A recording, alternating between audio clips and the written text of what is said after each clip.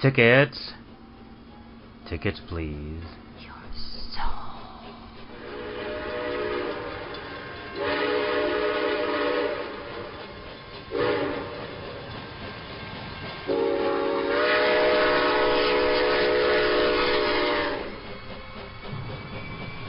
Step inside.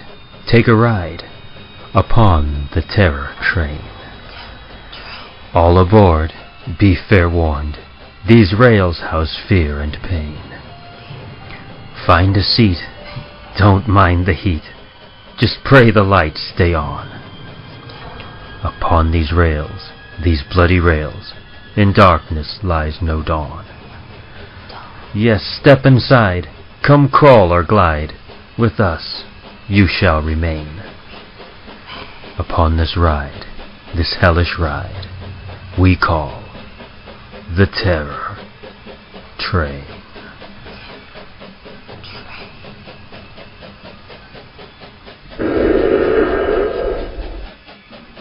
Ticket, please.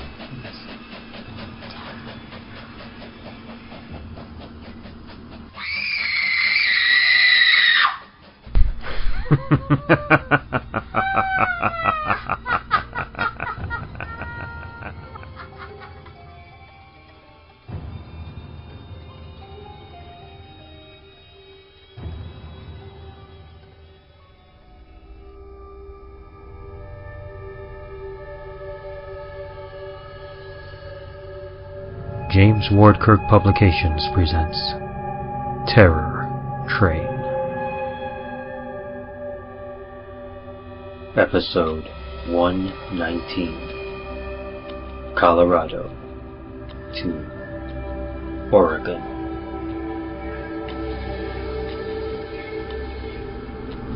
Welcome aboard.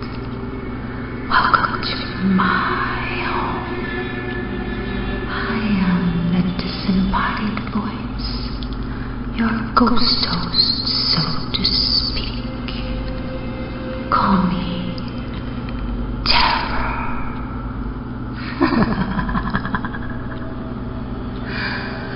Welcome to my train.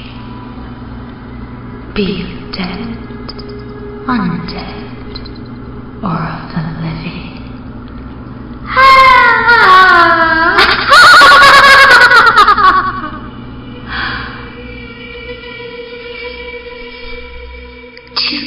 Tonight, yes, we board my terrifying train in exchange for his mortal soul. Yes tells the tale of a man trapped within the confines of an recurring dream. Set upon a train draped in eerie shadows. You like shadows, do you, Mr. Wind? You're upon my train. They are alive and awaiting your arrival.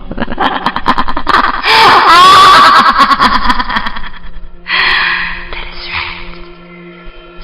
Step into the mist.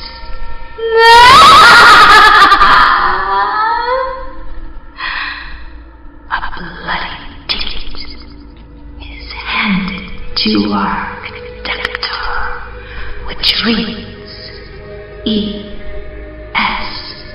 Way through the land of shadows.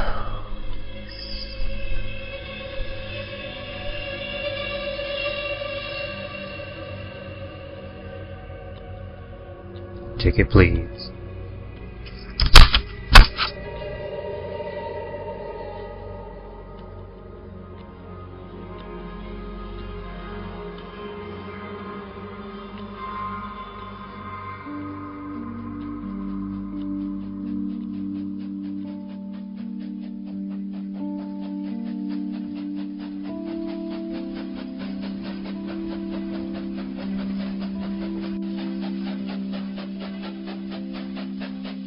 Through the Land of Shadows by E.S. Wynne. Whenever I close my eyes, I hear the rhythm of the rails.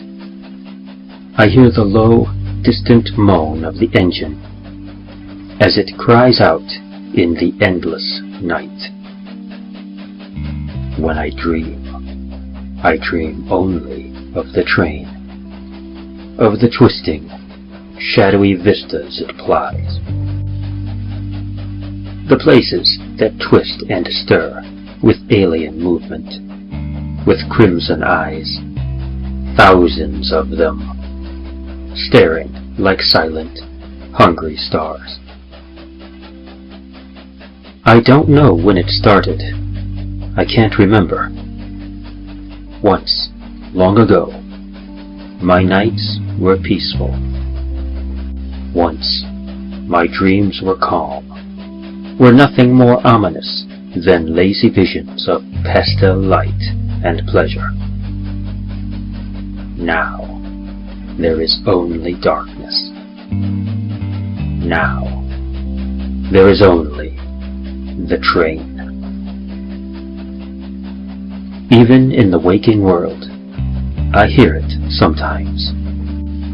I hear the creak of the carriage, feel the gentle rocking, find myself wondering if perhaps some part of me is still there, still rides the train. Every dream, every moment spent on that train blurs together into the next. Days, time spent in the waking world. Here, the minutes move reliably, follow the rhythm of the clock, of the sun and moon, and ever-burning stars. Days, time spent in the world where the train burns on, never stopping, never slowing. Each movement there feels like a second, like an eternity, like a mote of reality caught in a twisting ocean with no beginning, no end. Each dream, each night I spend dreaming, exists like a bouquet of moments mixed from a bag that contains every second of the train's long run. Sometimes I'm in my seat, trying to stare out the window at the shifting shadowscape just beyond. Sometimes I'm in the aisle, yelling, screaming, and every passenger haunting the seats of that car is staring at me with hollow skull eyes. Sometimes I'm in the club car, buying or imbibing strange cups of murky tea, offering the shadow behind the bar tiny strips of gold, peeled from the back of my mind. Memories. Whatever the tea is, I pay for it with memories. Other times, I find myself sitting at a table in that same club car.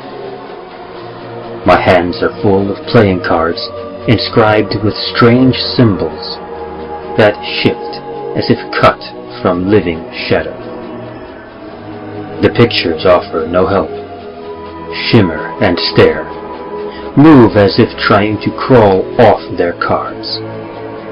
Yet, somehow, I know what they are, what they mean, how to play them.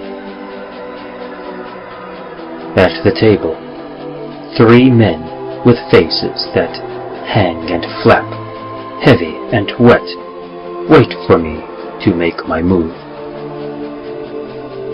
As I prepare to lay down my cards, my eyes linger on the pot. the kitty.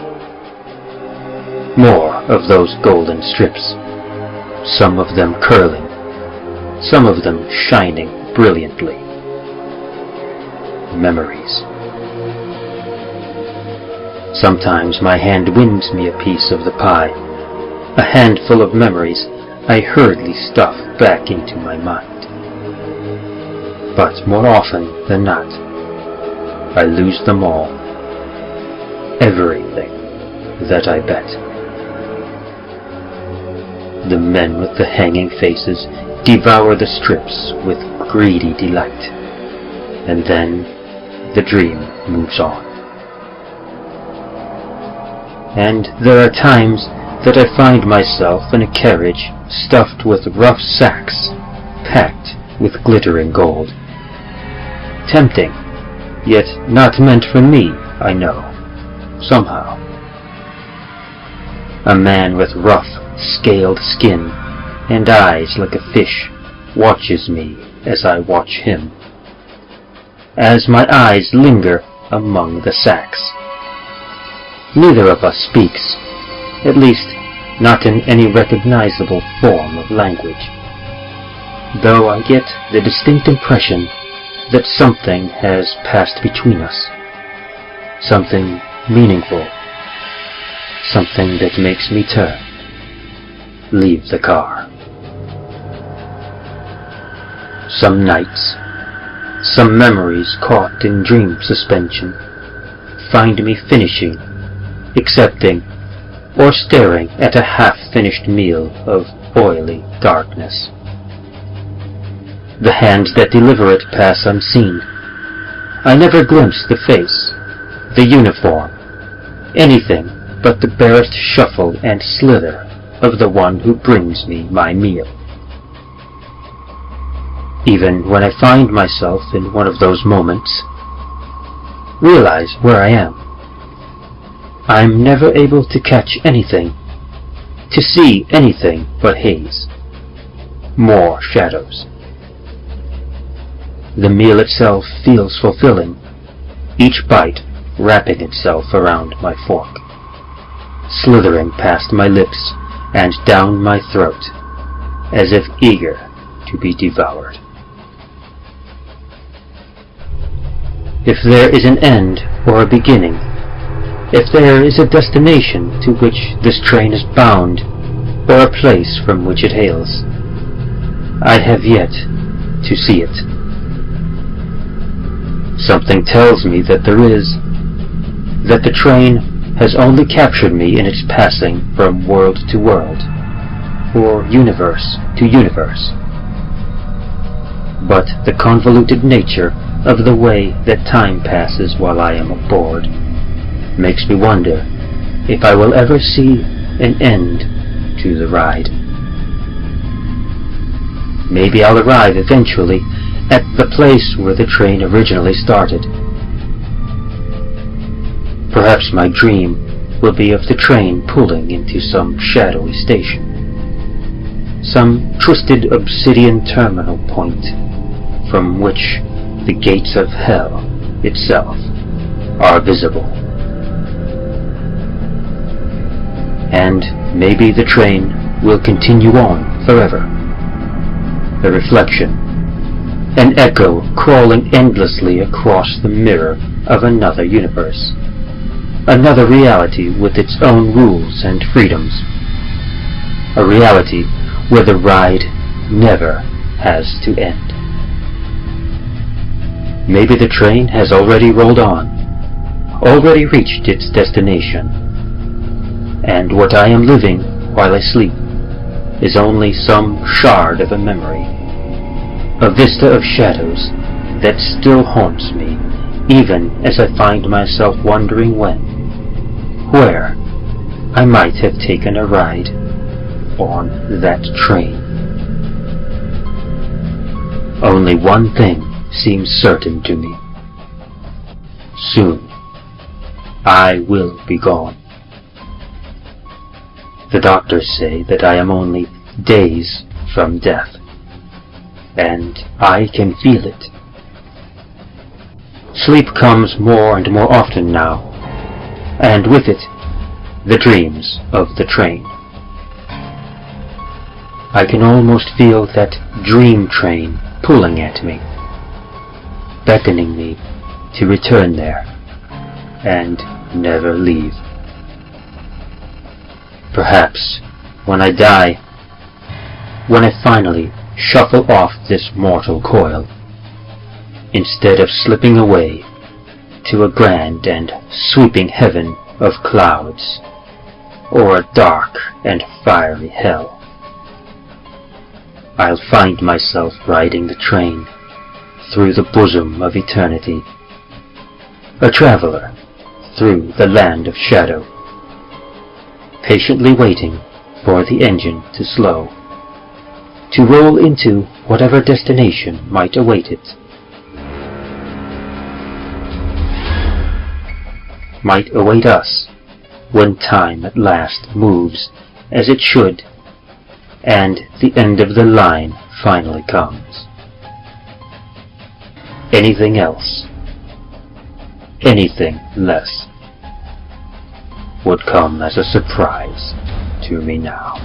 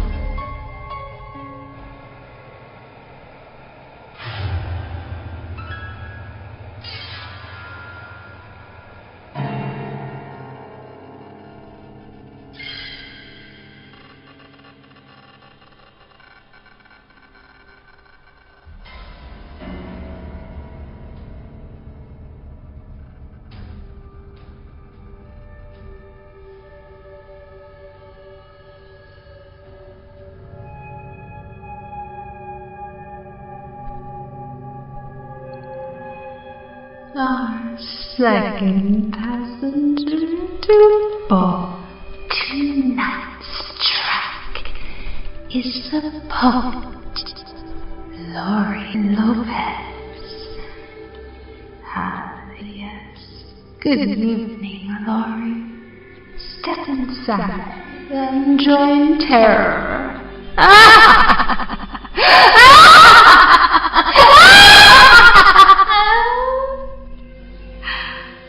Lori's poem describes a train where travelers never return. In fact, this train appears to be disguised as none other than the Grim Reaper.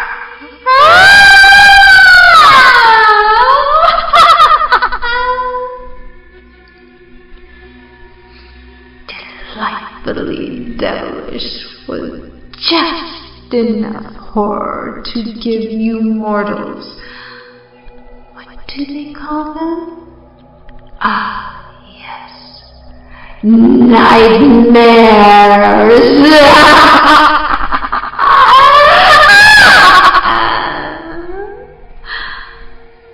A bloodied ticket is handed to our ever so eager conductor.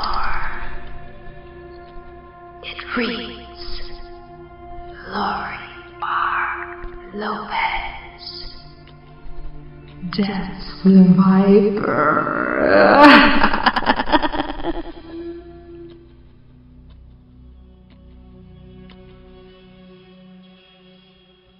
Ticket, please.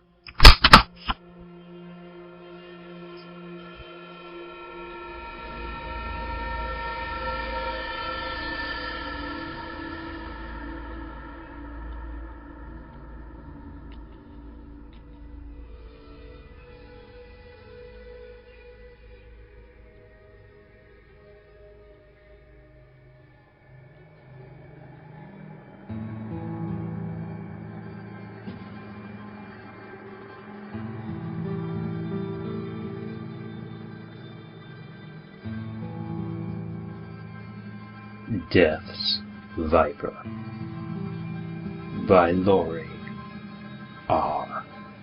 Lopez.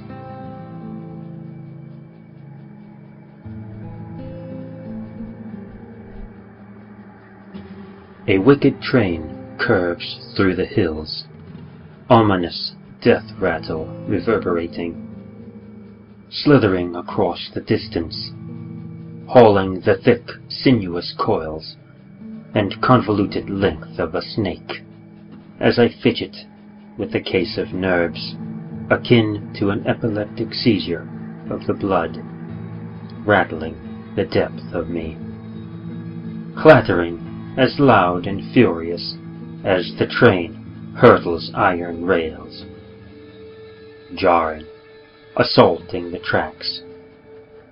I await the serpent's hissing advent, the chilling rasp of scales. Pacing, I pick fingernails to rags, shredded and uneven slivers raining, a compulsion, yet standing here in all of my neurotic apprehension, conviction, steeling my heart and spine, that it has to be done. I have to meet this train. When choice is removed, there is nothing but action and consequence. The train is close enough to feel its vibration.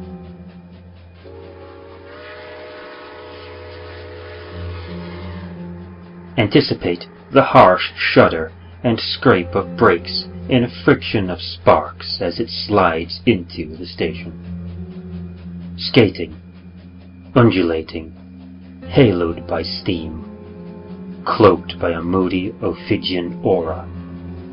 No mystery aboard these cars. Their purpose is clear, the outcome certain. Dense and shocking, rolling in waves that soak me with the cold sweat of terror, while the friction and release of pressure heralds its bleak arrival.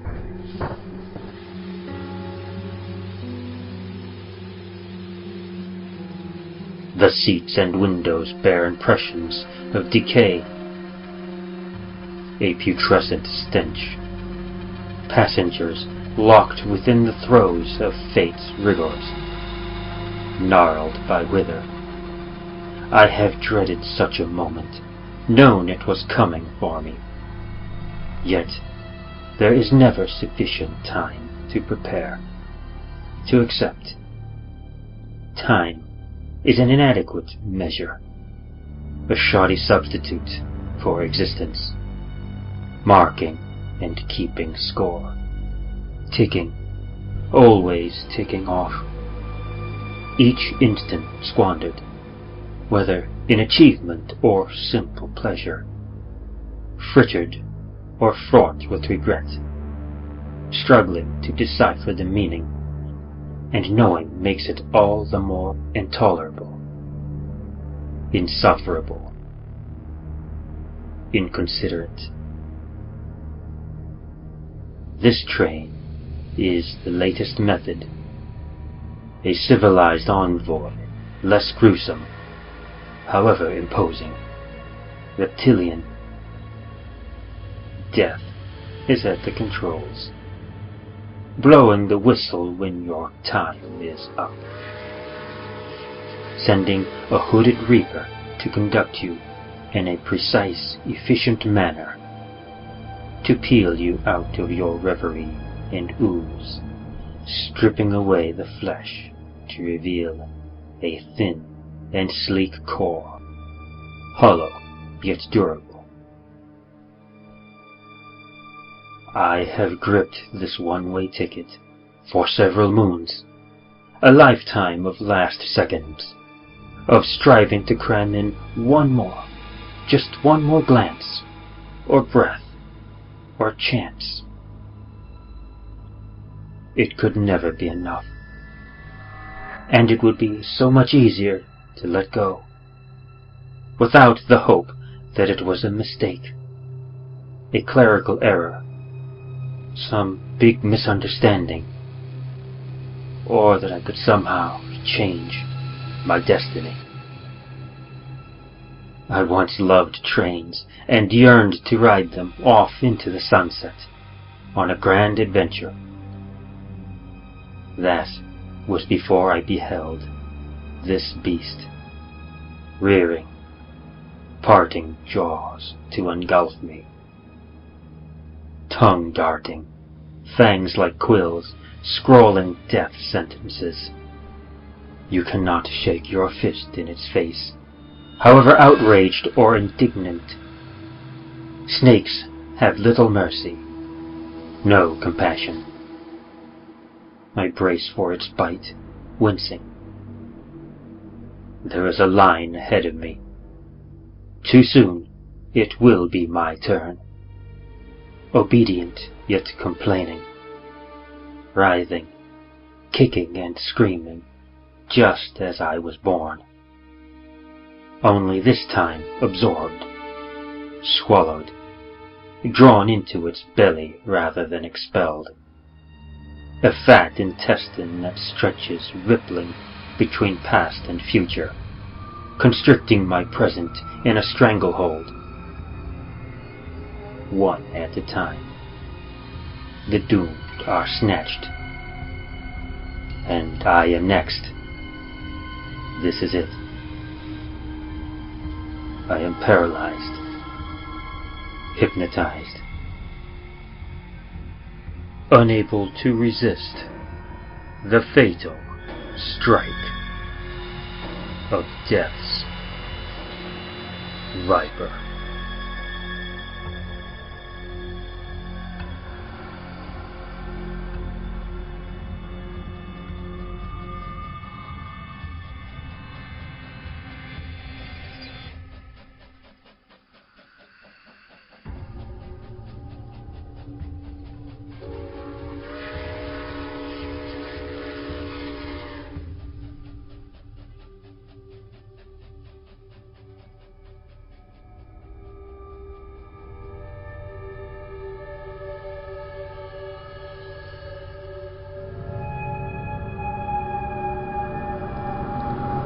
Yes, our guests have taken their permanent seats.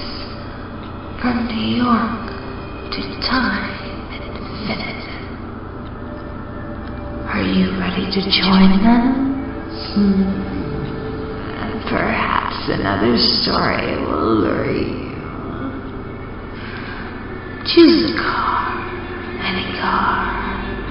For the time we had a permanent guest. As they tell their tales of horror at its best. Come, yes, join me. My name is Terror, who rides the rails eternally upon the terror train.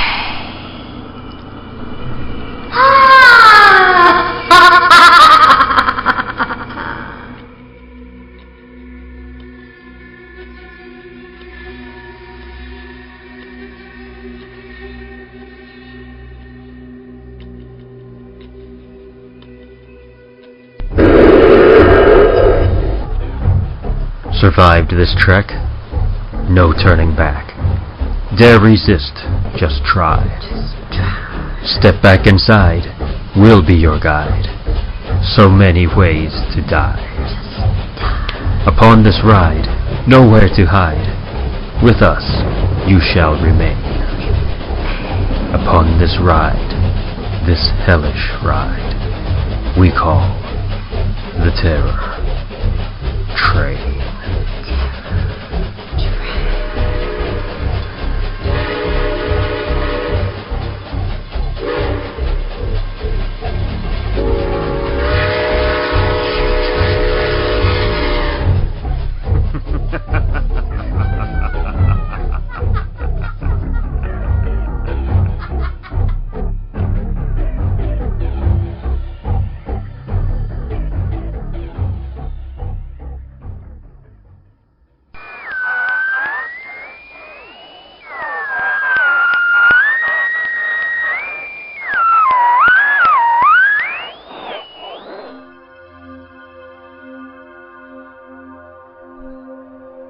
Terror Train, Podcast Episode 119, Colorado to Oregon. Produced by Krista Grabowski, David Schütz II, and Mary Genevieve Fortier. Podcast directed and arranged by David Schütz II. The Conductor, your narrator, was created by and played by David Schütz II. Terror, the Disembodied Voice, was created by and played by Mary Genevieve Fortier. Terror Train Podcast opening and closing poems written by Mary Genevieve Fortier. Host segments dialogue for Terror, the Disembodied Voice, written by Mary Genevieve Fortier. Production music, The House of Leaves, Chase Pulse, The High, and The Voices by Kevin MacLeod, Incompetech.com. Featured works, Through the Land of Shadows, written by E.S. Wynn. Production music, Clean Soul, It Is Lost, Land of the Dead, Inner Sanctum, Gathering Darkness, Penumbra, and Day of Chaos by Kevin MacLeod, Incompetech.com. Death's Viper, written by Lori R. Lopez. Production music, Night of Chaos, Red Letter, and Medusa by Kevin MacLeod, Incompetech.com. Additional sound effects by AudioSoundClips.com. Podcast program edited by David Schütz II. The stories and poems presented in the Terror Train podcasts are all featured in the James Ward Kirk Publishing Anthology, Terror Train, which was edited by Krista Grabowski and A. Henry Keene. Cover art by Stephen Cooney. Content copyright 2014. Terror Train, Podcast Episode 119. Colorado to Oregon. Copyright 2014.